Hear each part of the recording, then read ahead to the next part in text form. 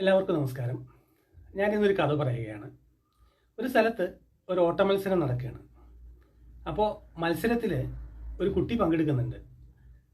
ഒപ്പമുള്ള എല്ലാ ആളുകളെയും തോൽപ്പിച്ച് ആ കുട്ടി ഒന്നാമതെത്തി. ഇതിനുശേഷം ആളുകളെല്ലാവരും കൈയടിച്ച് കുട്ടിയെ വളരെയധികം പ്രോത്സാഹിപ്പിച്ചു.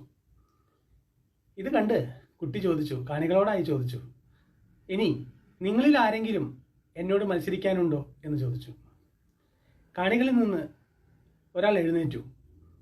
എന്നിട്ട് പറഞ്ഞു, ഞാൻ 2 ആളുകളെ തരാം നിന്റെ ഒപ്പം മത്സരിക്കാൻ. ഒരു വൃദ്ധനെയും ഒരു അന്ധനെയും കുട്ടിയുടെ ഒപ്പം മത്സരിക്കുന്നതിനു വേണ്ടി അയാൾ ട്രാക്കിലേക്ക് ഇറക്കി വിട്ടു. മത്സരം ആരംഭിച്ചു. ഒപ്പമുള്ളവർ ഓടാൻ തുടങ്ങുന്നതിന് മുൻപ് തന്നെ കുട്ടി ഓടി ഫിനിഷ് ചെയ്തു. അവൻ കാണികളെ നോക്കി. ആരും ഒന്നും മിണ്ടുന്നില്ല, കൈയടിക്കുന്നില്ല. അവരാകെ അത്ഭുതമായി. അവൻ വന്ന് ഈ 2 ഓട്ടക്കാരെ ഇറക്കി വിട്ട അയാളോട് ചോദിച്ചു, എന്താ ഇതിങ്ങനെ? ഞാൻ ഓടി ജയിച്ചിട്ടും ആരും എന്നെ പ്രോത്സാഹിപ്പിക്കുന്നില്ലല്ലോ, ആരും കൈയടിക്കുന്നില്ലല്ലോ എന്ന് പറഞ്ഞു. അപ്പോൾ കാണികളിലുണ്ടായിരുന്ന അയാൾ പറഞ്ഞു, ഒരു കാര്യം ചെയ്യൂ, ഈ 2 പേരുടെയും കൈ പിടിച്ച് നീ ഓടൂ. കുട്ടി അതേപോലെ ചെയ്തു. ഈ അന്ധന്റെയും വൃദ്ധന്റെയും കൈ പിടിച്ച് ഓടി 3 പേരും കൂടി ഒന്നിച്ച് ഫിനിഷ് ചെയ്തു. ആളുകൾ എല്ലാവരും എഴുന്നേറ്റ് നിന്ന് കൈയടിച്ച് പ്രോത്സാഹിപ്പിച്ചു. കുട്ടിക്ക് വീണ്ടും സംശയമായി. അവൻ ചോദിച്ചു, ഇതെന്താ ഇത്? എന്തിനാ ഇവർ കൈയടിക്കുന്നത്? ഞങ്ങൾ 3 പേരും കൂടി ഓടിയപ്പോൾ ഇവർ കൈയടിക്കുന്നു. അപ്പോൾ അയാൾ പറഞ്ഞു, ഇപ്പോൾ അവർ കൈയടിക്കുന്നത് നിനക്ക് വേണ്ടിയിട്ടാണ്.